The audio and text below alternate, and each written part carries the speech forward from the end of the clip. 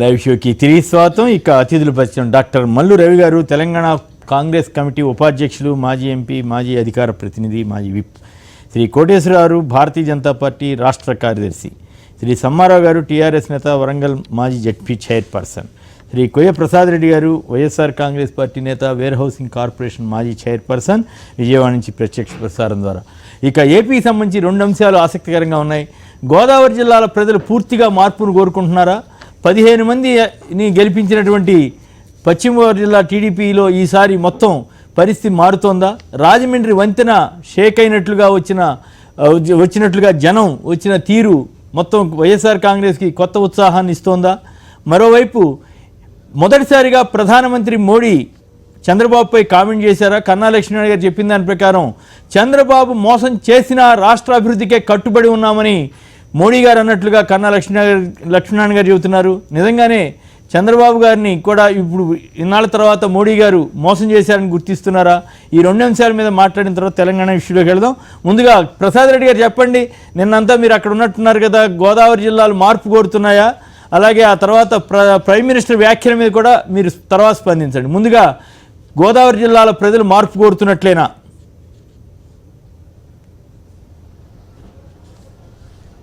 కొమ్మినేని గారు, నిన్న తూర్పుగోదావరి జిల్లాలో జగన్మోహన్ రెడ్డి అడుగు పెట్టగానే వచ్చిన స్పందన చూస్తుంటే అసలు బహుశా భారతదేశ చరిత్రలో ఇది నిన్న సువర్ణక్షరాలతో లెక్కింపడాల్సిన రోజు సార్.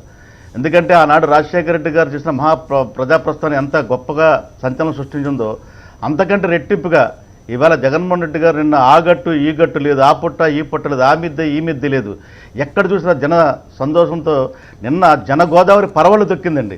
ఒక పక్క కిందన గోదావరమ్మ పరవళ్ళు దొక్కుతుంటే పైన బ్రిడ్జి మీద జనం కవాతు ప్రారంభించారు. సార్ మనం గమనించాలి, ఒక అవినీతి ప్రభుత్వం మీద నిన్న చంద్రబాబు నాయుడు గారి ప్రభుత్వాన్ని పతనం చేయడం కోసం ప్రజలు స్వచ్ఛందంగా కవాతు చేశారు సార్.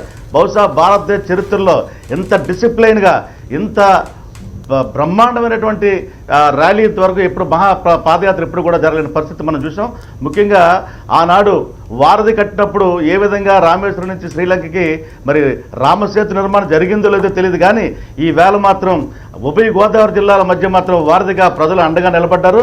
జగన్మోహన్ రెడ్డి గారు ముఖ్యమంత్రి కావాలని నినాదాలతో నిన్న వేదంలా ఘోషించే గోదారమ్మ, వేదాలు పలికే గోదారమ్మ నిన్న జగన్మోహన్ రెడ్డి ముఖ్యమంత్రి కావాలని జనమందరూ కూడా వేదంలా ఘోషించారు. ప్రజలందరూ కూడా కోరుకుంటా ఉన్నారు. నిన్న ఖచ్చితంగా గోదావరి జిల్లాలో మార్పు కదండి, యావత్ ఆంధ్రప్రదేశ్లో మార్పు వచ్చింది. జగన్మోహన్ రెడ్డి గారు ముఖ్యమంత్రి కావాలని నిర్ణయానికి నిన్న గోదావరమ్మ సాక్షిగా ప్రజలు పెద్ద ఎత్తున హాజరైన దాన్ని బట్టి మనకు అర్థమవుతుంది సార్.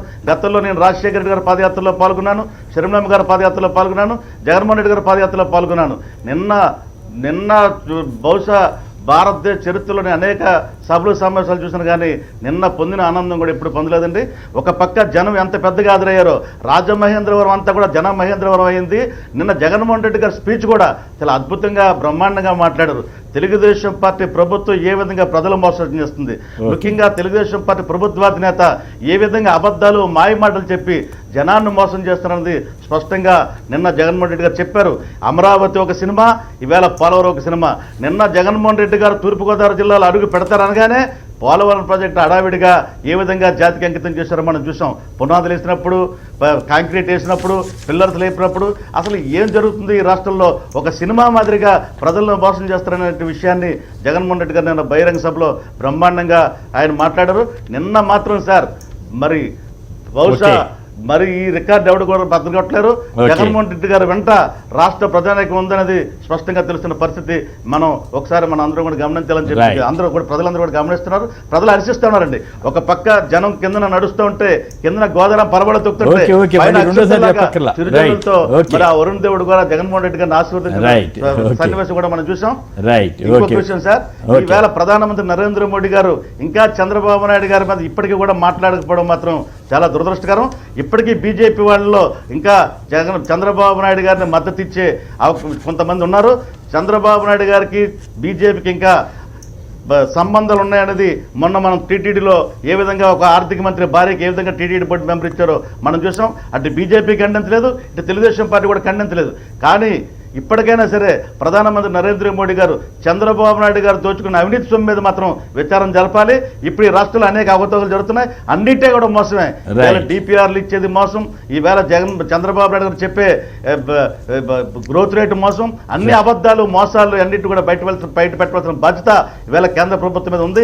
ఇప్పటికైనా మీ లాలూచి రాజకీయాలు వదిలి చంద్రబాబు నాయుడు చేసే మోసాలు అవినీతిని మీద విచారణ జరపాలని చెప్పి మేము మాత్రం డిమాండ్ చేస్తున్నాం. రైట్. శ్రీనివాసులు గారు మహేశ్వరం నుంచి. శ్రీనివాసులు గారు నమస్కారం, చెప్పండి. ఏపీ ప్రజలు మార్పు కోరుకుంటున్నట్లుగా కనపడుతోందా? నిన్న రాజమండ్రి వంతెన పైన జగన్ గారి పాదయాత్ర మీద మీ కామెంట్ ఏమిటి? అలాగే ప్రధానమంత్రి గారు చంద్రబాబు మోసం చేసినా మనం అభివృద్ధి కట్టుబడి ఉన్నాం అంటున్నారంట, మీరేమంటారు?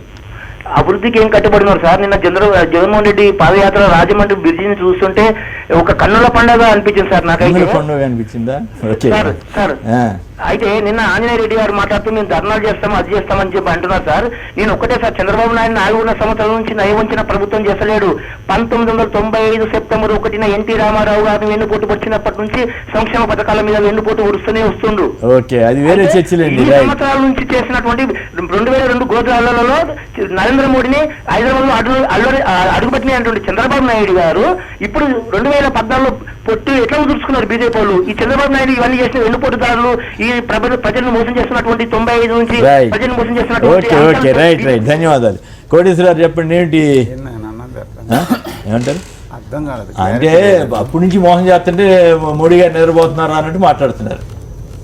మరి మోసం చేశారన్న సంగతి ఇప్పుడు ఇన్నాళ్ళు గుర్తించాడా చంద్రబాబు గారి మోసం మీద అని ఆయన ఉద్దేశం?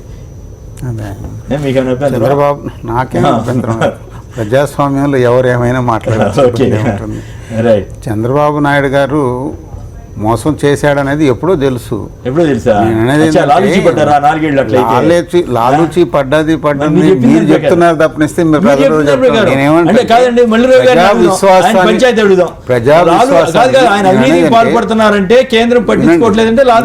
చెప్పనండి సార్.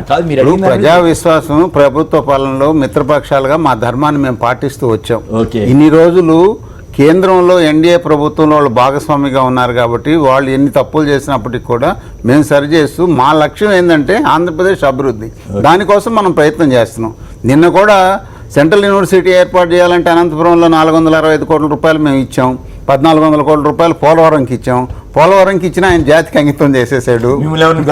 ఎవరిని కేంద్ర మంత్రులను పిలవడు. డయాఫ్రమ్ వాళ్ళని నిర్మించాడు. అది నిర్మాణాన్ని కోసం అది పునాది రాయే. అది అంటే పోలవరం పూర్తి అయిపోయినట్టు, అంతా దాని జాతికి అంకితం అయిపోయినట్టు. అసలు జాతికి ఎప్పుడు అంకితం చేస్తారు? నిర్మాణం పూర్తి అయిపోయిన తర్వాత, ఆ నీరు వదిలిన తర్వాత, ఆ నీరంతా రైతులకు అందిన తర్వాత, ప్రజలకు అందిన తర్వాత, ప్రజలు సంతోషపడుతున్నారని భావించిన సందర్భంలో దీన్ని జాతికి అంకితం చేస్తున్నామని అనేసి ఘనంగా చెప్పుకుంటారు.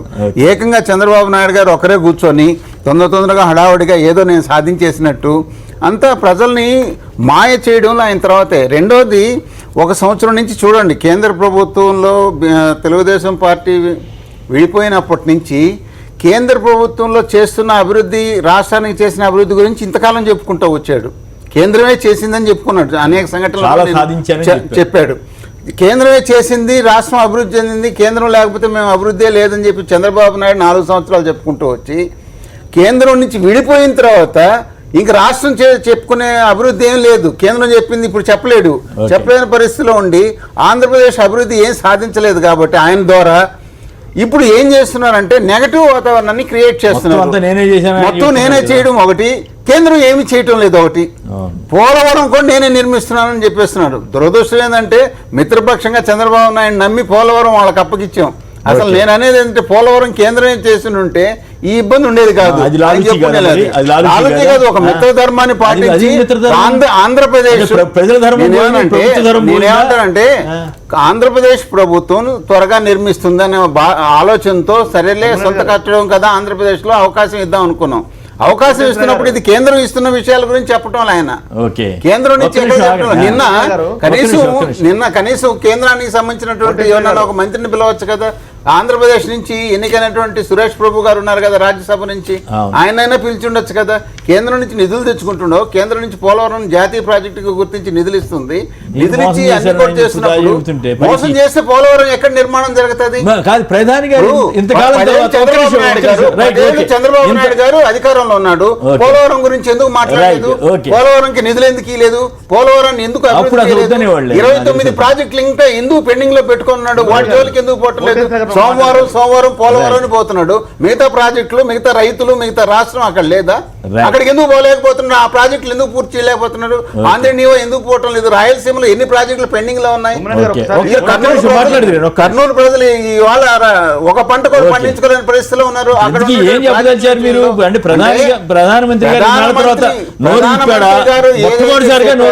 ప్రధానమంత్రి గారు ఏదైతే చెప్పారో రాష్ట్ర ప్రభుత్వం ఏం చేసినప్పటికి కూడా అది అన్యాయం చేస్తుందా, మోసం చేస్తుందా, బీజేపీని నిందిస్తుందా, ఏం చేసినప్పటికీ కూడా ప్రజలకి వాస్తవాలు తెలుస్తాయి. కేంద్రం ఇచ్చేది ఇస్తుంది. చంద్రబాబు నాయుడు గారి మీద కోపం ఉంటే పోలవరం ప్రాజెక్టు నిధులు ఇవ్వకుండా ఆపలేం కదా, ఆపేసి ఉండేవాళ్ళం కదా. సెంట్రల్ యూనివర్సిటీ వాళ్ళు అడగలేదు కదా, కనీసం ఒక కృతజ్ఞత పూర్వకంగా స్టేట్మెంట్ కూడా. అంత విశ్వాసఘాతకులు తెలుగుదేశం వాళ్ళు. ఇవాళ కూడా సెంట్రల్ యూనివర్సిటీకి 465 కోట్లు ఇస్తే ఒక కృతజ్ఞతాపూర్వక స్టేట్మెంట్ కూడా ఇవ్వాలి. అంటే అంత విశ్వాసఘాతకంగా చంద్రబాబు నాయుడు గారి ప్రభుత్వం వ్యవహరిస్తుంది. రైట్, జగన్ గారి యాత్ర గురించి చంద్రబాబు నాయుడు గారి మీద ఎంత వ్యతిరేకత ఉందో అంత అనుకూలత ఇవాళ ప్రజల్లో కనిపిస్తుంది, వ్యతిరేకత. కాబట్టి సరైనటువంటి ప్రతిపక్షం ఇవాళ వైఎస్ జగన్ గారు కనిపిస్తుండొచ్చు. ఇవాళ బీజేపీ కూడా మేము అధికారంలోకి రావాలని తాపత్రయం మేము కూడా కనిపిస్తున్నాం. ఇవాళ 6 నెలల్లో కూడా మేము ఏం విధానాలు అవలంబించాలనేది మేము రాష్ట్ర కార్యవర్గ సమావేశంలో చర్చించుకున్నాం. రేపు 24వ తేదీ పోలవరం సందర్శన కార్యక్రమం కూడా ఉంటుంది. చంద్రబాబు నాయుడు గారు ఈ వ్యతిరేక విధానాలు దుందుడుకు వ్యవహారంగా రకరకాల స్టేట్మెంట్ల కారణంగా దానికి నిరసనగా తెలియజేస్తూ నిన్న ధర్నా కూడా చేశాం విజయవాడలో. రాబోయే 6 నెలల పాటు ఈ రాబోయే హడావడి ఉద్యమాలు తెలుగుదేశం ప్రభుత్వం మీద ఉంటాయి. Right, okay. రామకృష్ణారెడ్డి గారు హైదరాబాద్ నుంచి. రామకృష్ణారెడ్డి గారు నమస్కారం, మాట్లాడండి సార్. అందరికీ గుడ్ మార్నింగ్ సార్. నమస్కారం, మాట్లాడండి. అసలు నిన్న రాజమండ్రి బ్రిడ్జి అసలు షేక్ అయింది సార్. విజయవాడ కనకదుర్గమ్మ వారధి షేక్ అయింది. అది ఒక నెల రోజులు దాన్నే చెప్పుకున్నారు. నిన్న రాజమండ్రి బ్రిడ్జి షేక్ అయింది. అన్ని ఛానల్స్ లైవ్ ఇచ్చాయి. అసలు సూపర్ జనాభా సార్, ఇంతవరకు కనీవిని చరిత్రలో రాలేదు. అసలు తటస్థంగా ఉన్నాము. కానీ నిన్న చూసిన తర్వాత అది ఏంది జనాభా అసలు 5 కిలోమీటర్ 4.7 ఇంచెస్ సెంటీమీటర్ బ్రిడ్జ్, అది కిలోమీటర్ బ్రిడ్జ్, 4.7 కిలోమీటర్స్ బ్రిడ్జ్ మొత్తం జనాలు, ఎక్కడ పొడ కూడా లేదు. ఇంకొకటి దానికి మెయిన్ గా 2 రీజన్స్. అంత జనాభా రావడానికి జగన్ గారి క్రేజీ అట్లానే మెయింటైన్ చేస్తా వస్తున్నాడు. రెండోది ప్రభుత్వ వ్యతిరేకత. Right, okay, right. రామారావు గారు విజయవాడ నుంచి. రామారావు గారు నమస్కారం, మాట్లాడండి. నమస్తే కొమ్మనేని గారు, అక్కడ ఉన్న పెద్దలందరికీ నమస్కారం. నమస్కారం, చెప్పండి. మీరు చెప్పారు కదా జగన్ గారు నెక్స్ట్ ముఖ్యమంత్రి అవుతారని, చెప్పండి. అవకాశం వస్తారని అడిగారు కదా, ఒక్క మాట చెప్తే అయిపోతారండి ఆయన. ఆయన ఇప్పుడు 23 మంది ఎమ్మెల్యేలను 3 ఎంపీ సీట్లని తెలుగుదేశం చంద్రబాబు నాయుడు గారు తీస్తారు. నేను తెలుగుదేశం కార్యకర్తలే. నేను కష్టపడి విజయవాడలో జలీల్ ఖాన్ ఓడించడానికి ప్రయత్నం చేశాను. కానీ జలీల్ ఖాన్ వైఎస్ఆర్ సిపిలో గెలిచాడు. మరి నేను వేసిన ఓటుకు విలువేదండి. మరి మీరు మహానాడు కనుక జగన్మోహన్ రెడ్డి గారితో ఒక మాట చెప్పండి, ఇలాంటి 23 మంది ఎమ్మెల్యేలని కానీ ఆ 3 ఎంపీలని కానీ జీవితంలో ఆయన డిగ్రీ రానికుంటుంటే గ్యారంటీగా సీఎం ఆయనే. అంతేనా? కష్టపడేటువంటి డబ్బులు ఇక్కడ తీసుకోలేదండి మేము. మా కార్యకర్త మా ఎమ్మెల్యేని మేము గెలిపించుకోవాలనుకున్నాం. అవును, తీరా చూస్తే మేము ఓడిపోయి మా దేశంలో ఓడిపోయినా మేము ఎంత బాధపడాలి, మా కార్యకర్తలు ఎంత బాధపడాలి. అవును, అందరికి పైగా కాదు, మంచి పాయింట్ చెప్పారు. పైగా 4 మంత్రి పదవులు ఇచ్చాడు. మీ జలీల్ ఖాన్ కి వర్క్ బోర్డ్ చైర్మన్ ఇచ్చాడు. అవును, మహానాడులో మీరు అడుగు ఉండాల్సింది కదా మిత్రమా రామారావు గారు. కరెక్ట్, బాగా చెప్పారు మీరు. మనుషుల్ని మేము దగ్గరికి తీసుకోము. ఎవరు కావాలంటే రూపాయి కట్టుకుపోతే వెళ్ళిపోతే ఏమి లేదు. రామారావు గారు ఒక్క నిమిషం. రామారావు గారు మీరు రామారావు గారు ఒక్క నిమిషం. రైట్, పార్టీ మీటింగుల్లో కానీ వీటిలో కూడా అడుగుండొచ్చు కదా. Right, right, okay. సమ్మారావు గారు మీరేమంటారు? ఈ రాజమండ్రి దీని మీద మీ రియాక్షన్ ఏంటి? చాలా బాగా అయింది. కరెక్ట్, అంటే అంత జనాదరణ ఉన్నది కాబట్టి ఇన్నాళ్ళ నుంచి తిరగగలుగుతున్నాడు. ప్రజల మధ్యలో ప్రజల కష్టాల్లో సుఖాల్లో ఉన్నారు. ఒకటేమో ప్రభుత్వ వ్యతిరేకత ఉండొచ్చు, రెండవదేమో వెనుకట రాజశేఖర్ రెడ్డి మీద ఉన్నటువంటి నమ్మకం, జగన్ మీద ఉన్నటువంటి నమ్మకంతో ప్రజలు ఆదరిస్తుండొచ్చు. ఓకే. కానీ ఇవాళ బీజేపీ పార్టీ, తెలుగుదేశం పార్టీ రెండు కూడా వైఫల్యాలు చెందడం వల్లనే వీళ్లకు అవకాశం వస్తున్న పరిస్థితులు అక్కడ కనిపిస్తున్నాయి. ఎందుకంటే 4 సంవత్సరాల కాడ నుంచి కేంద్రం బాగా నిధులు ఇస్తున్నది, నేను చాలా అభివృద్ధి చేస్తున్నాను ముఖ్యమంత్రి గారు చెప్పిండ్రు. ఇద్దరు కూడా దాదాపు 4 సంవత్సరాల తర్వాత కూడా ఇవాళ ప్రజలు చూస్తున్నారు, ఒకరి మీద ఒకరు దుమ్మేసి పోసుకునే దాని తర్వాత ప్రైమ్ మినిస్టర్ మొదటిసారిగా చంద్రబాబు మోసం చేస్తున్నాడని ఇప్పుడు అన్నాడంట. అవును, మొదటిసారిగా 4 సంవత్సరాల తర్వాత ఇవన్నిటిని కూడా రేపు వచ్చే రాజకీయ ప్రయోజనాల కోసానికి, ఎప్పుడైతే కేంద్రంలో మోడీ గ్రాఫ్ పడిపోయి బీజేపీ పార్టీ పరిస్థితి బాగాలేని పరిస్థితులు చూసి, ఎందుకంటే చంద్రబాబు నాయుడు మంచి రాజకీయ నాయకుడు కాబట్టి తొందరగా బయటపడిపోవాలన్న ఆలోచనతో బయటకు వచ్చి ఉండొచ్చు.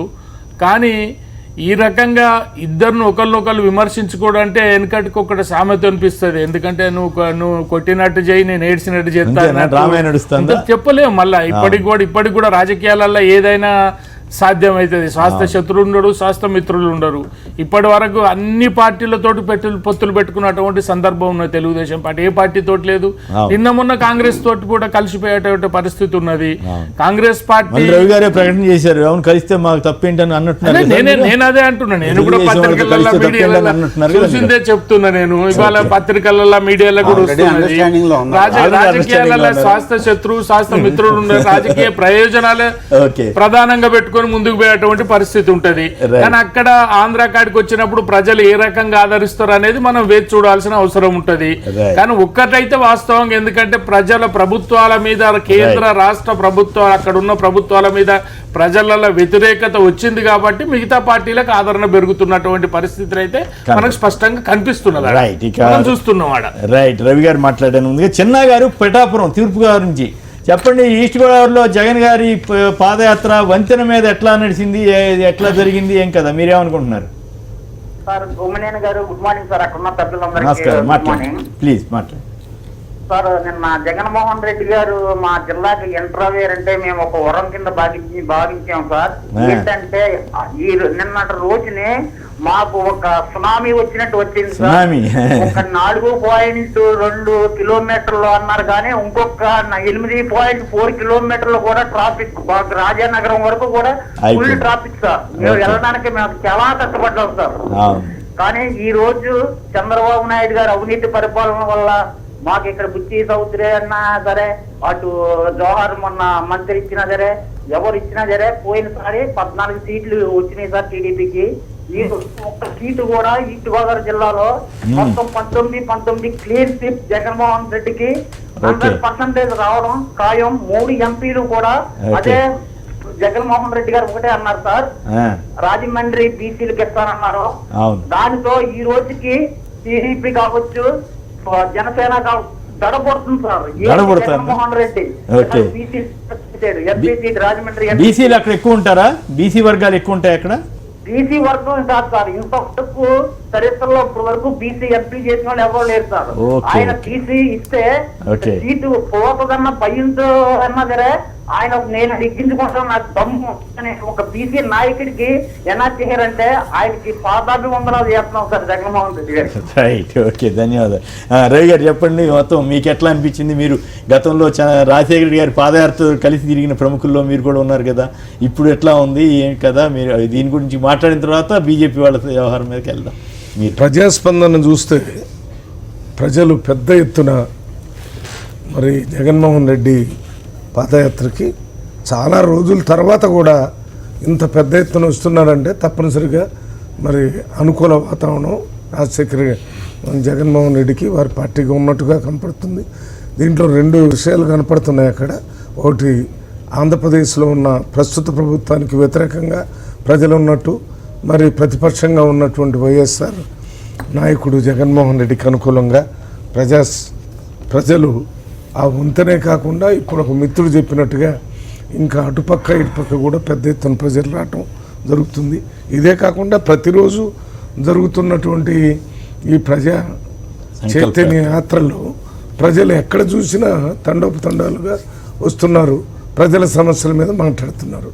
ఇది ప్రజాస్వామ్యంలో సహజంగా ప్రభుత్వం ఏదైనా గాడి తప్పినప్పుడు ప్రతిపక్షాలు మేము వచ్చి చేస్తామని చెప్పటం, చెప్పిన దాన్ని ప్రజలు నమ్మారు అని చెప్పడానికి ప్రజలు కనపడటమే ఒక ఉదాహరణ.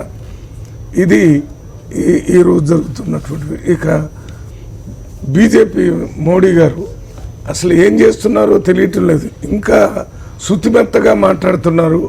రేపేమన్నా మళ్ళీ అడ్జస్ట్మెంట్ ఏమన్నా చేసుకుంటారా ఏమిటి అనే విధంగానే ఉంది తప్ప ఉన్న విషయాల మీద ప్రజలకు ఎప్పటికప్పుడు మీరు అన్నది రైట్, నోరు విప్పటం. అసలు ఈ స్పెషల్ స్టేటస్ అని అన్ని రకాల పార్టీలు, అన్ని పార్టీలు, నేను అనుకుంటా బీజేపీ బహిరంగంగా చెప్పకపోయినా వాళ్ళు కూడా అక్కడ ఉన్న ప్రజలకు సంబంధించి అనుకూలంగా మాట్లాడిన దాని మీద ఒక స్టాండ్ ఎవరితోనో చెప్పిస్తున్నారు తప్ప ఏం మాట్లాడలేదు. అందువల్లనే ఇది మరి విపరీతంగా వ్యతిరేకత వస్తుంది కాబట్టి ఇంకొకళ్ళ ద్వారా చెప్పించాడు. ఇప్పుడు కన్నాల లక్ష్మీనారాయణ గారు ఆయన అన్నారని వీరు చెప్తూ డైరెక్ట్గా చెప్పకుండానా? ఓకే, అది కూడా ప్రెస్ మీట్ కాదు, మామూలుగా చెప్పేది కూడా కాకుండా అట్లా చెప్పారు అని ఇట్లా మాట్లాడుతున్నారని చెప్పారు. ఇవి దీనివల్ల ఏమవుతుందంటే ప్రజలకి ఏమి జరుగుతుంది అనే దానికి అది రేపు మళ్ళీ మార్చుకోవడానికి అవకాశం ఉండే విధంగా చెప్పడం జరిగింది ప్రధానమంత్రి. ఏంటంటే నేను అట్లా అనలేదు అని చంద్రబాబు మోసం చేశాడని అంటాడు. ఎందుకని ఆయన డైరెక్ట్గా చెప్పలేదు, ఎవరు చెప్పినట్టుగా చెప్పారు. సరే, ఏదేమైనా అది అక్కడ ఆంధ్రప్రదేశ్కు సంబంధించిన సమస్యలు జరుగుతున్నాయి. ఇక్కడ బయట ఏదైతే డివిజన్ జరిగేటప్పుడు ఆ రోజు మనం ఇచ్చినటువంటి హామీలు అమలు చేయలేదు కాబట్టి కాంగ్రెస్ పార్టీగా మేము కూడా అమలు చేయాలి, అక్కడ చేయాలి, తెలంగాణలో కూడా చేయాలని చెప్తున్నాం. తెలంగాణలో కూడా చాలా పెండింగ్ ఉన్నాయి, వాటన్నిటినీ చేయాలి, అక్కడ కూడా చేయాలని చెప్పేది మా స్టాండ్గా మేము ప్రజల ముందుకు. రైట్. ప్రభాకర్ శర్మ గారు పశ్చిమ గోదావరి నుంచి. శర్మ గారు నమస్కారం, మాట్లాడండి. మీ రియాక్షన్ ఏమిటి? నమస్తే, మీ రియాక్షన్ ఏమిటి? నమస్తే, మాట్లాడండి. రాజమండ్రిలో సముద్రం అన్నట్టుగా ఉందండి, జన సముద్రం. చాలా విశేషంగా జనం వచ్చారండి. ప్రపంచ చరిత్రలో ఏ రాజకీయ నాయకుడికి కూడా రానటువంటి అంతటి విశేషమైనటువంటి జనం వచ్చారు. అంతటి ప్రజాదరణ కలిగినటువంటి నాయకుడు రాజశేఖర రెడ్డి గారి తర్వాత జగన్ గారేనండి. ప్రపంచ చరిత్రలో సువర్ణాక్షరాలతో కిందొచ్చండి. Okay, right. ఆనంద బాష్పాలు పడ్డాయండి నిన్న చూడగానే. మీరు కూడా వెళ్ళారు? ఆయన మీరు కూడా వెళ్ళారా? అబద్ధాల కోరు ప్రభుత్వానికి చరమగీతం నిన్న అప్పుడే ప్రారంభమైంది, 7 రూపాయలు ప్రారంభమైందండి. అంతేనా? ఇలా కంటిన్యూ అవుతుందండి. ఈస్ట్ వెస్ట్ లో మార్పు వచ్చినట్టేనా? ఈస్ట్ వెస్ట్ లో కానీ చాలా జాగ్రత్తగా కార్యకర్తలందరూ కూడా, నాయకులు కూడా చాలా జాగ్రత్తగా ఉండి ఈ యొక్క సంవత్సరం పాటు కూడా ఇది ప్రజల్లో ఇది ఓట్ల రూపంగా మార్చుకోవాలండి నాయకులు. ఓకే, ఈస్ట్ వెస్ట్ లో మార్పు వచ్చినట్టేనా? ఓట్ల రూపంలో మార్చుకుని. Right, okay, right. అయితే ఇక్కడ మీరు దానికి సమాధానం చెప్పాలా? ఆయన అన్నారు కదా తెలుగుదేశం కాంగ్రెసా, తెలుగుదేశం బీజేపీ, ఎవరెవరితో లాలూచి పడ్డారు మీ ముగ్గురులో? మేము కాంగ్రెస్ లాలుచిపడాల్సిన అవసరం ఎక్కడుంది మాకు? ఆయన అన్నాడు కదా, సమ్మారావు గారు చెప్పాడు కదా, రాహుల్ గాంధీని కలిసిన తీరు అవన్నీ ఉన్నాయి కదా. మీరు కూడా అన్నారు కదా తెలంగాణలో, కర్ణాటకలో మీరు కూడా అన్నారు కదా తెలుగుదేశంతో మేము కలిస్తే తప్పేంటని కూడా మీరు స్టేట్మెంట్ ఇచ్చారు కదా గతంలో. ఒకసారి తప్పేంటని ఎందుకు చెప్పామంటే ఒక ప్రధాన శత్రువుగా ఉన్నటువంటి వ్యక్తిని ఓడించడానికి గత చరిత్రను మీరు చూసినప్పుడు కూడా అన్ని పార్టీలు భావసారూప్యత లేని పార్టీలు కూడా కలిసిన సందర్భాలు ఉన్నాయి. ఇక్కడ భావసారూప్యత అంటే ప్రజాస్వామ్యంలో ఒక సెక్యులర్ విధానాన్ని పాటిస్తున్నటువంటి ప్రాంతీయ పార్టీలతో కూడా Congress party open to join అని చెప్పాము. దాంట్లో భాగంగా టీడీపీ పార్టీ తెలంగాణ రాష్ట్రంలో ఆ భవిష్యత్తులో కలిసే పరిస్థితి ఉంటే తప్పేంటని చెప్పిన దాంట్లో నేనున్నాను. కలిసే పరిస్థితి దేనికి వస్తున్నాం? ఇక్కడ ఉన్నటువంటి రాష్ట్ర ప్రభుత్వం, కేంద్రంలో ఉన్నటువంటి బీజేపీ ప్రభుత్వం, ఇక్కడ ఉన్నటువంటి టీఆర్ఎస్ ప్రభుత్వాలు రెండు ఒకే రకంగా పరిపాలిస్తున్నాయి. మా ప్రధాన శత్రువుని ఎదుర్కోవడానికి వేరే వాళ్ళతోనే అవగాహనకు వచ్చేటటువంటి అవకాశం ఉందని చెప్పాము. ఉండొచ్చు కూడా, అది జరిగింది కూడా. బహిరంగంగా కాంగ్రెస్ వాళ్ళు కొంచెం వెనకాడుతున్నట్టున్నారు. ఇట్లీ మాఫియా, దెయ్యం, భూతం, ఈ సోనియా గాంధీ నాశనం చేసింది, ఆంధ్రప్రదేశ్ కొంప ముంచింది, పొట్టగొట్టింది. సో ఇట్లీ మాఫియా, ఇట్లీ ఆవిడ పుట్టినరోజు చేసిందని చంద్రబాబు తగిలిచ్చాడు కదా. పుట్టినరోజే విభజన చేశారు ఆయన చెప్పాడు. ఇవాళ రాజకీయాల్లో జరుగుతున్నటువంటి పెద్ద మెగా మార్పుకి ఉదాహరణ ట్రంప్ కిమ్. వాళ్ళు ఎట్ట తిట్టుకున్నారో తెలిసే పెద్ద పెద్ద హెడ్డింగ్లు వచ్చినాయి. అంటే ఇప్పుడు ట్రంప్ కిమ్ లాగా సోనియా గాంధీ చంద్రబాబు రాజకీయాల్లో ఏం జరుగుతుందో చెప్తున్నాను. అది కాకుండా మీరు ఒక్కసారి కాంగ్రెస్ పార్టీలో ఇంతకుముందు ఇందిరాగాంధీని రాజీవ్ గాంధీని తిట్టిన నాయకులు కాంగ్రెస్ పార్టీలో జైపాల్ రెడ్డి గారు వచ్చాడనా ఎవరైనా వచ్చినప్పుడు ఒకళ్ళు కాదు చాలా మంది ఆ పరిస్థితులు వాళ్ళు అప్పుడు మాట్లాడారు. వెళ్ళటం వేరు, పార్టీగా రావటం వేరు కదా, పార్టీ కలవటం వేరు కదా. పార్టీల నుంచే పార్టీలు అనేవి ప్రాణం ఉన్నటువంటి వ్యక్తులు కాదు, వ్యక్తుల ద్వారానే పార్టీ. వాళ్ళ వైఎస్ఆర్ కాంగ్రెస్ పార్టీ అంటే అది ఒక పార్టీ, దానికి ఒక ప్రాణం ఉందా? ఎవరి పేరు చెప్తారు? ఇప్పుడు ఎవరు వైఎస్ఆర్ కాంగ్రెస్ అంటే ఎవరు? జగన్మోహన్ రెడ్డి. అవును. అట్లే టీడీపీ అంటే అక్కడ చంద్రబాబు నాయుడు, ఇక్కడ కేసీఆర్ అంటే టీఆర్ఎస్ అంటారు. వ్యక్తులు లేకుండా మరి పార్టీలు లేకుండా కాదంట్లా, వ్యక్తిగా పార్టీ జైపాల్ రెడ్డి గారు జనతాదళను దేన్ని వదిలేసి వచ్చి చేశారు తప్ప జనతాదళ మొత్తాన్ని కాంగ్రెస్ లో పెట్టలేదు కదా. మీరు అనుకునే జైపాల్ రెడ్డి గారిని గురించి కాదు, నేను ఉదాహరణ చెబుతున్నా. లేదా ఇంకోళ్ళు నాగం జనార్దన్ రెడ్డి గారు, పోనీ నాగం జనార్దన్ రెడ్డి గారు తిట్టారా లేదా? దాంట్లో అనుమానం ఉంది. మరి తిట్టిన తర్వాత జరిగిన పరిణామాలు ఏంటి? అంటే నాగం జనార్దన్ రెడ్డి వ్యక్తిగా చేరాడు, ఆయన పార్టీని బీజేపీ మొత్తాన్ని తీసుకొచ్చి మీ దాంట్లో కలపలేదు కదా. కానీ చంద్రబాబు గారు పార్టీ మొత్తాన్ని మీరు కాంగ్రెస్ తో కలుస్తాను మాకు సంతోషం అని అంటున్నారు. మీరు అది కారిస్తుంది అలయన్స్ అంటారు, అదే అలయన్స్ అండర్స్టాండింగ్ అంటారు. దీన్ని రాజకీయ పునరేకీకరణలో భాగంగా ఇవి జరిగిన సందర్భాలు చాలా ఉన్నాయి చరిత్రలో. సమర్థించుకోవడం కాదు, ఏపీలో కాంగ్రెస్ వ్యతిరేకిస్తే పర్వాలేదా? రెండు దేశాలు కలవడానికి ప్రపంచంలో శాంతి కలపడం, ఇక్కడేమో రెండు పార్టీలు స్వార్థం కోసం కలుస్తున్నాయి. అనుకుంటున్నారు స్వార్థం కోసం. టీడీపీతో 4 సంవత్సరాలు స్వార్థం కోసం, ఎన్నికల్లో స్వార్థం కోసం ఉన్న బీజేపీ పార్టీకి స్వార్థాన్ని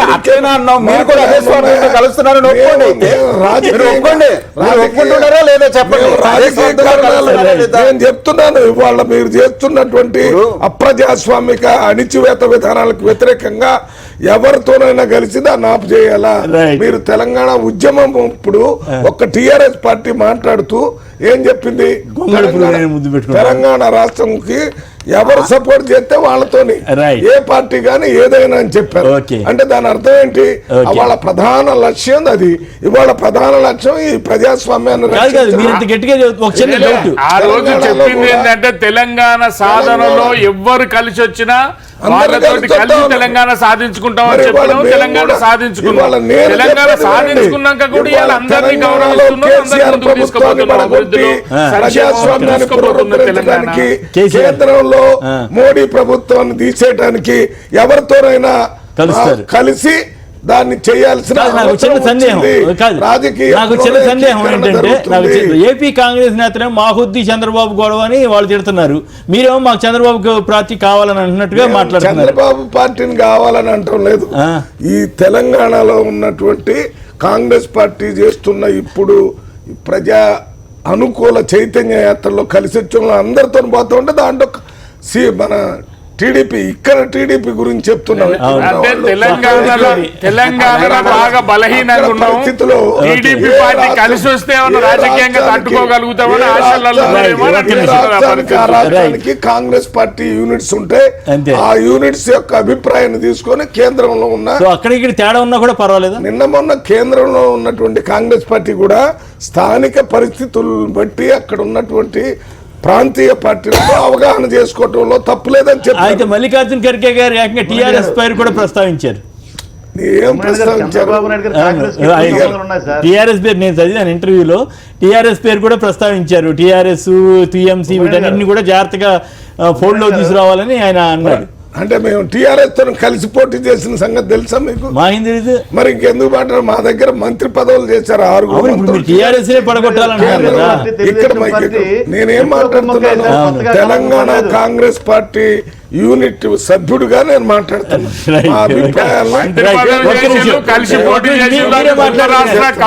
తెలిసినాక బయటకు వచ్చేసి ప్రసాద్ రెడ్డి గారు ఒక్క నిమిషం. రవి గారు నమస్కారం, మాట్లాడండి. మొత్తం ఈ జిల్లా అంతా సందడిగా ఉన్నట్టుంది. మీ జిల్లా వెస్ట్ గోదావరి, ఈస్ట్ గోదావరి అండి.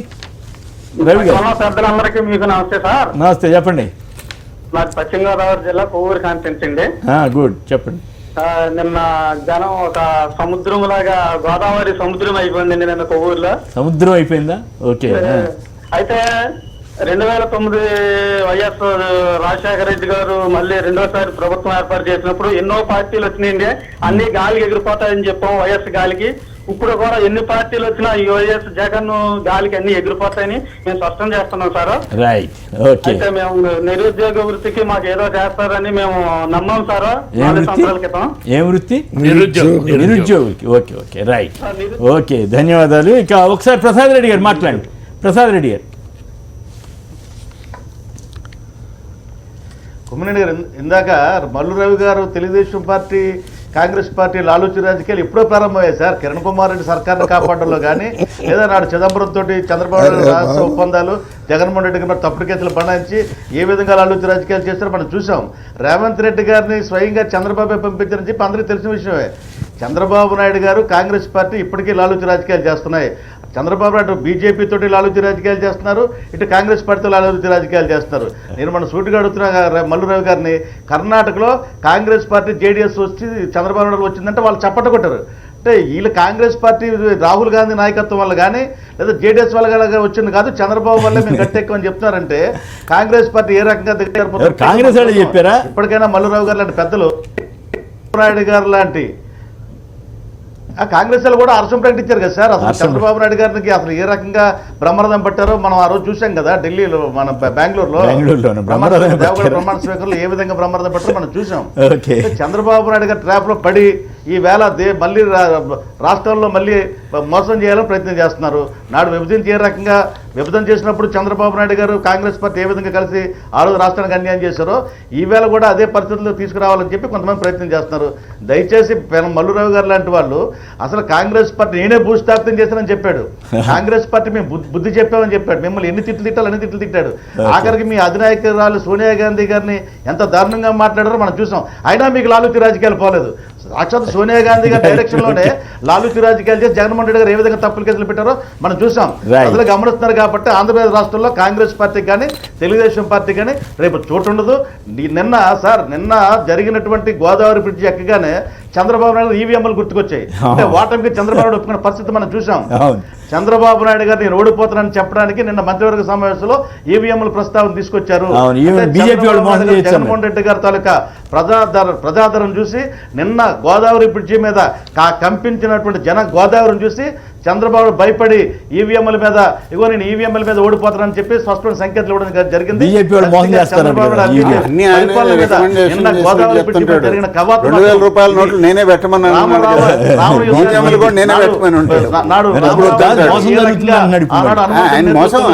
ఆయనకి నష్టం ఏదైతే కలుగుతుందో అవన్నీ నష్టంగా చూపిస్తారు. రైట్. ఇప్పుడు చిన్న విరామం తర్వాత లైవ్ షో కొనసాగుతుంది.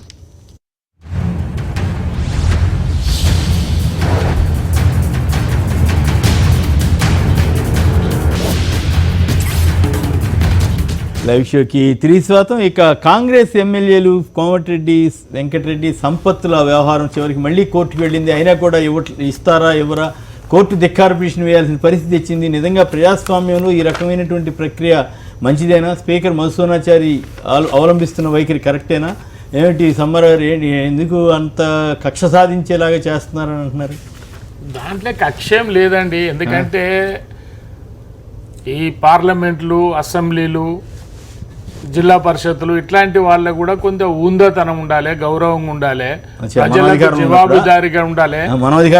ఎవరి అధికారంలో ఉన్నా కూడా అదొక మార్పు రావాల్సిన అవసరం ఉన్నది. ఒక అర్థవంతమైన చర్చలు జరగాల్సినటువంటి అవసరం ఉన్నది. ఆ చర్చల ద్వారా ప్రజల సమస్యలు పరిష్కరించవలసినటువంటి టీఆర్ఎస్ కి తక్కువ ఉన్నారు. ఇప్పటికే ఓవర్లోడ్ అయిపోయి ఉన్నది టీఆర్ఎస్. రావాల్సిన అవసరం అయితే ఏం లేదు. కానీ అది కరెక్ట్ కాకపోవచ్చు. కానీ ఇట్లాంటి పరిణామాలు జరగకూడదు భవిష్యత్తులో కూడా. అట్లాంటి ఇబ్బంది జరగొద్దు అనే ఉద్దేశంతో ఆ రోజు చర్య తీసుకోవాల్సి వచ్చింది తప్ప వ్యక్తిగతంగా వాళ్ళ మీద ఏం కోపం ఉంటుంది. వాళ్ళు కూడా గౌరవ శాసనసభ్యులు, వాళ్ళకి ఇవ్వాలి. వాళ్ళు మనం అనేక సార్లు చూసినాం.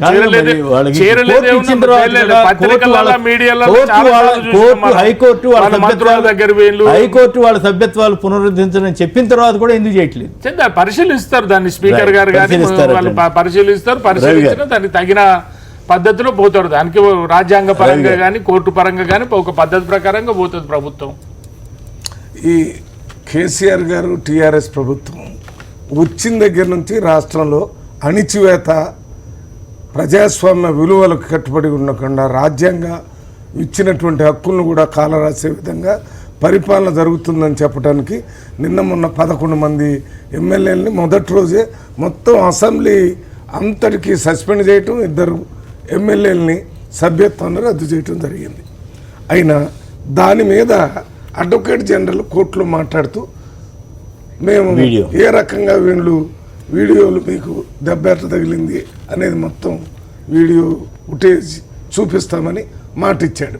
తర్వాత మళ్ళీ కోర్టుకు పోయేటప్పుడు అది చూపించాలంటే ప్రభుత్వం అది చూపించడానికి అసలు ఏమి లేదు కదా, చూపించకూడదనే నిర్ణయం రావటం వల్ల చూపించలేక గౌరవ శాసనసభ్యుడే స్పష్టంగా చెప్పిండు, స్వామి గౌడ్ గారికి విసిరలేదు, గవర్నర్ విసిరిన గౌరవ ఎవరైతే విసిరిన గౌరవ శాసనసభ్యుడే చెప్పినటువంటి అంతకంటే నీకు అంతకంటే ప్రూఫ్ అంతకంటే సాక్ష్యం ఏం కావాలి? పత్రికలలో వచ్చింది, మీడియాలో వచ్చింది, స్వయంగా వారే చెప్పిండు. నేను కౌన్సిల్ చైర్మన్ కాదు, గవర్నర్ మీద విశ్లేషణ, గవర్నర్ కొట్టిన అనే మాట చెప్పండు. గవర్నర్ కూడా రాజ్యాంగ పదవులు ఉన్నటువంటి వ్యక్తి, ఆయన మీద విసురొచ్చా, ఆయనను కొట్టవచ్చా, ఆయన ఇబ్బంది పెట్టవచ్చా? అది ప్రజాస్వామ్యం, రాజ్యాంగం తీర్పిచ్చింది. తీర్పు వచ్చేది ఉంటే ఒకవేళ హైకోర్టు ఇంకా ఇప్పుడు హైకోర్టు తీర్పు ఇచ్చింది, తీర్పును చదువుతారు, చదివిన తర్వాత మళ్ళీ కోర్టుకు పోవడమా లేకపోతే ఏం చేయాలని ఆలోచన చేస్తారు. హైకోర్టు ఏది పడితే తెచ్చుకుంటారు ఇవాళ తీర్పు నిన్న వచ్చిందా? ప్రతి తీర్పు ప్రతి స్పీకర్ కు దొరకలేదు, సీఎం కు దొరకలేదు అనేటటువంటి మాట చెప్తే మళ్ళీ కోర్టుకు పోయింది కదా ప్రభుత్వం. ఇవాళ అసెంబ్లీ సెక్రటరీ మీద దీని మీద మీరు మళ్ళీ కోర్టుకు పోయిండ్రు, కానీ కోర్టు నుంచి ఏమొస్తుందో చూద్దాం. పెద్ద మూల్యం చెల్లించాల్సి ఉంటుంది. మీరు ఆట ఆడుతున్నారు. ఈ మొత్తం ప్రక్రియలో స్వామి గౌడ్ పరువు తీశారు కదా మీరు. ఆయనకి అన్యాయంగా ఆయనకి ఆ కంటికి దెబ్బ తగిలింది, ఈ కంటికి దెబ్బ తగిలింది ప్రచారం చేసి చూపించండి, చూపించచ్చు కదా. దెబ్బ తాకింది, యాక్షన్ తీసుకోవాలా? డాక్టర్ ఎవడైతే తప్పుడు డాక్టర్ మీద కూడా కోర్టుకు ఇప్పుడు పోయాం కదా, ఈ సంగతి త్వరలోనే తెలియబోతుంది. ఏం ప్రజాస్వామ్య విలువలు కాపాడాలి, ఒక పద్ధతి ప్రకారంగా పార్లమెంట్లు గానీ శాసనసభలు కూడా నడవాల్సిన అవసరం ఉన్నది. ఇట్లాంటి సంస్కృతి ఉండకూడదనే ఆలోచనతో ప్రభుత్వం చేసింది తప్ప ఏ శాసనసభ నిజంగా బాగా నడవాలనే ఉద్దేశం మీకుంటే మహబూబ్ నగర్ జిల్లా పరిషత్తులో టీఆర్ఎస్ ఎమ్మెల్యే, అప్పుడు కాంగ్రెస్ పార్టీ ఎమ్మెల్యేగా ఉన్న ఒక ఎమ్మెల్యేని చెంప మీద మొత్తం కలెక్టర్, మినిస్టర్లు అందరూ ఉండగా కొట్టాడనేది పెద్ద హెడ్డింగ్ వచ్చింది. ఆ ఎమ్మెల్యే మీద మీరు ఏమన్నా క్షేమ కుట్టినట్టుగా అసలు ఏమన్నా చర్య తీసుకున్నారు? నేను అనేది మరీ నేను ఏం చెప్తున్నా అంటే రాజకీయాలల్లో మనం వచ్చినప్పుడు మనం ఒక సమాజానికి ఒక రోల్ మోడల్గా నిలబడాలి. అట్లాంటి సంస్కృతి ఉండకూడదు అనేది నేను చెప్పేది. అందుకోసానికి చర్య తీసుకోవాల్సి వచ్చింది. మేము ఏమి చేయలేదు, చెప్పండి. బాలరాజు ఎమ్మెల్యే, రామ్మోహన్ అనే కాంగ్రెస్ ఎమ్మెల్యే ఇప్పుడు బీజేపీ టీఆర్ఎస్ పోయాడు. ఆ రోజు ఇంత నిండు సభలో ద్రౌపది వస్త్రాపహరణం చేసినట్టుగా కొట్టిన సందర్భం మీరు చూశారు కదా. ఏం చేశాడు కేసీఆర్? అప్పుడు సీఎం కదా, లేకపోతే ఆయనకు అప్పుడు నీతులు సార్ చెప్పినట్టు అనేది అంటే ఇట్లా కొట్టుకుంటా తిట్టుకుంటా అణిచివేస్తున్నారు. Rule must be for all. Assembly ఒక గవర్నర్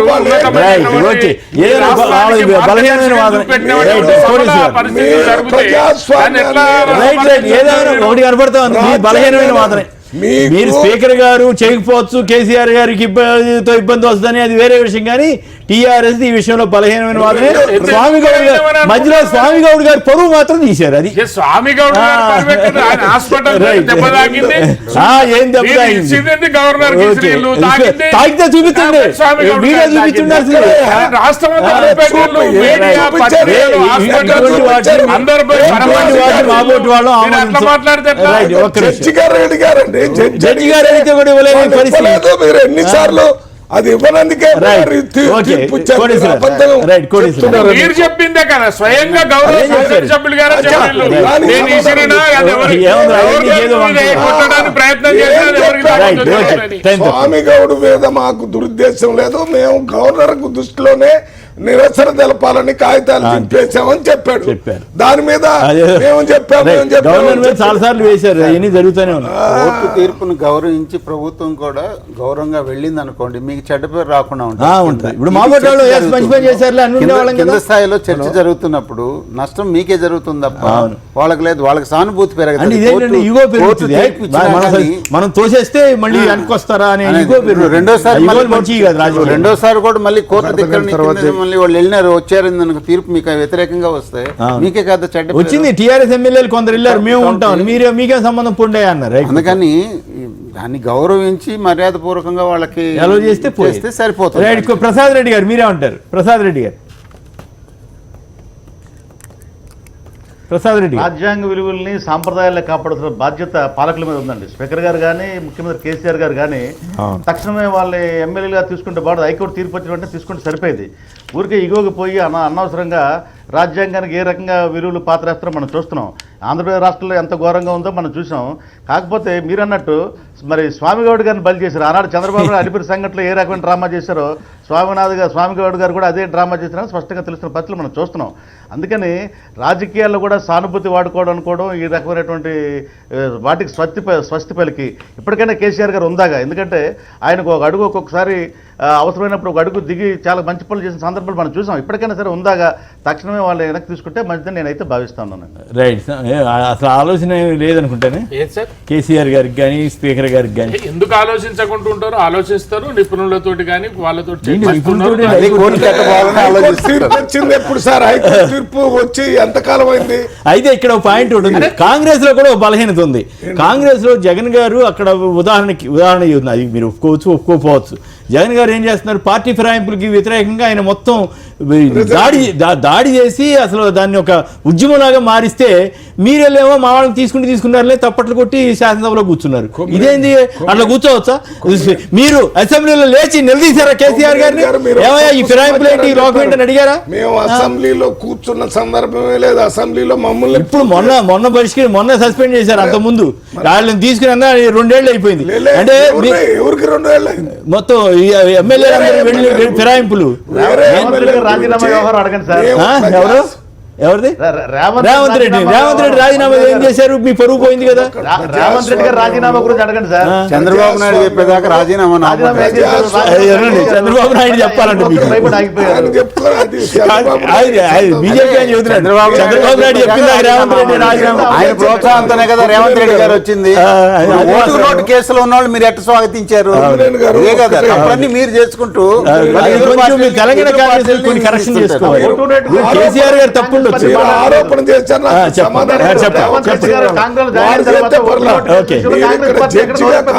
జడ్జి కాదు, నేను కూడా డిబేట్ లో పార్టిసిపెంట్. లేకపోతే స్పీకర్ అనుకో. నేను డిబేట్ లో పార్టిసిపెంట్. నేనేమి జడ్జి కాదు, పాడు కాదు. జడ్జిగా ఉండను. నేను రెగ్యులేట్ చేయాలి కదా. రెగ్యులేషన్ చేస్తూనే నా కామెంట్ నేను చెప్తా. Right, okay. నా పాయింట్ నేను చెప్పేస్తాను అంతే.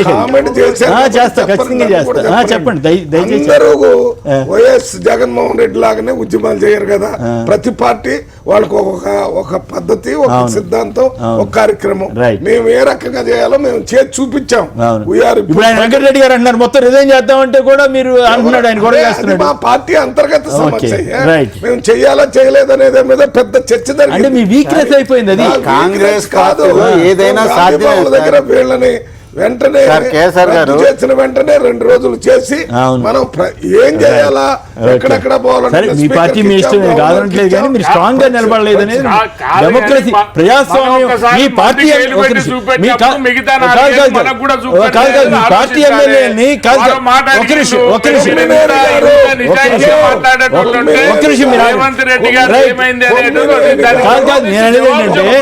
వ్యక్తిగా సమాధానం కరెక్ట్. నా పాయింట్ ఒక్క నిమిషం మీరు ఆగండి. రైట్, మీరు కాదు కదా, నేను నా పాయింట్ మీరు కాంగ్రెస్ పార్టీ ఫైటింగ్ స్పిరిట్ తో చేసి ఉండాల్సిందనే నా అభిప్రాయం. అంతే. కాంగ్రెస్ పార్టీ స్పిరిట్ 6 మంది ఎమ్మెల్యేలు వెళ్ళిపోతే 7 ఎమ్మెల్యేలతో ఊరుకున్నారే. ఉన్నారు సిపిఎం, సిపిఐ, బీజేపీ. వాళ్ళు ఒక విధానంలో ధర్నాలు రాస్తారు, చేస్తారు. కాంగ్రెస్ పార్టీ ఒక రకంగా చేస్తారు. మీరు ఒక రకంగా మీరు అసలు ఏం చేయలేదు.